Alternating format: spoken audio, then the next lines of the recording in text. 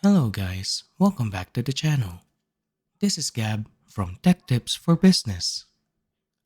For today's video, we are going to talk about how to insert and format time in Microsoft Excel.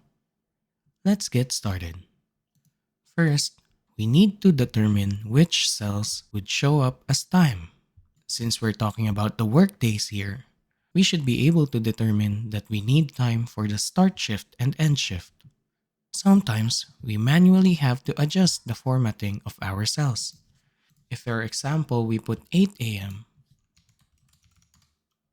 Microsoft Excel's autofills the AM when we put our start shift.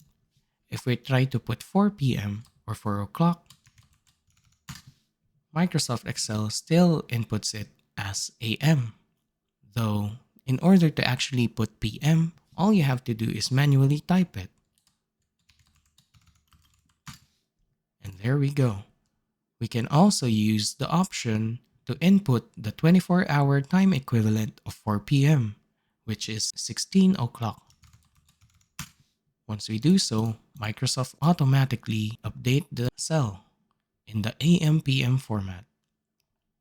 To change the actual format of the cells, all you have to do is select the cells where you want to input the time in, right-click, and go to Format Cells. Once you're in here, you're free to choose whichever format you want to use.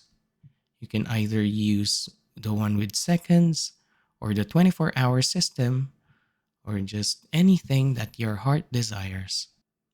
For now, let's retain the hour and minute with the PM or AM.